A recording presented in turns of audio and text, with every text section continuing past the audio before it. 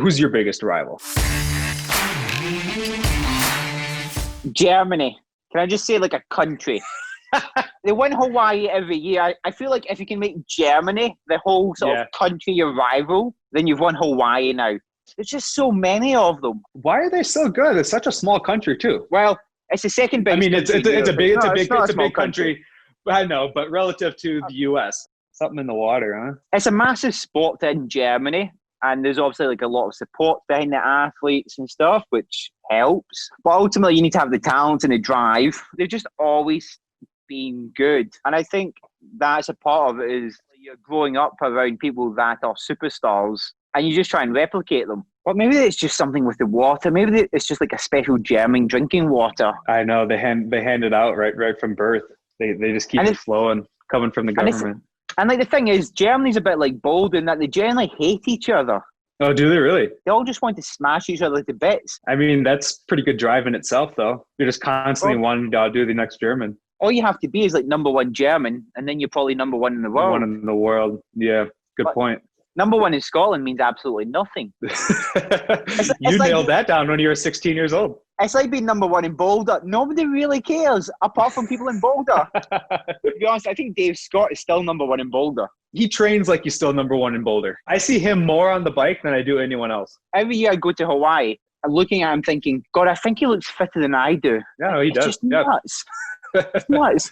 I'm really good friends with his kids, and they all say like that's his lifestyle. Just train. For me, he's like Daniela. He could probably squat more than I could. He is getting a little up there, though. You'd probably say differently. I like Dave. I really like Dave.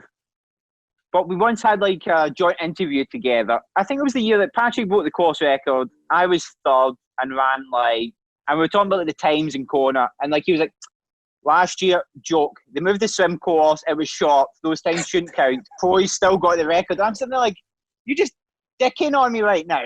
Yeah, he thinks that y'all could have ran faster. Times in the run course should be getting faster than what they currently are. I think he brought that up as well. And was like, yeah, these guys should be running 2:30s easily. But then I see myself, I'm sitting there agreeing with him. Like, I'm sitting there like, yes, we should.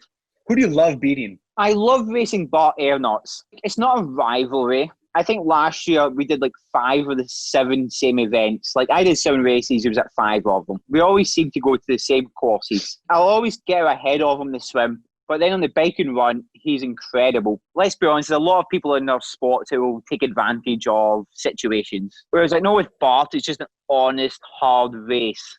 And no matter what, afterwards, we'll have a beer and chill out and relax. Last year, but Barcelona 70.3, I have been trying to win it for years.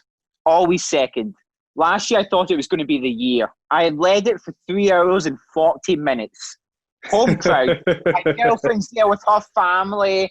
My family have came across. It's like, this is like a perfect moment. 2 kilometers left. I knew Bart was catching, but I thought I've got a good sort of zone. And just like drops me. And like even after the race, he was like, look, I felt sorry for you.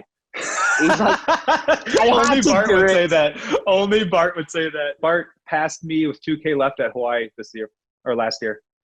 And at the end of the race, he came and apologized to me too. Yeah. He was like, I'm so sorry. I didn't want to do it, but I had to.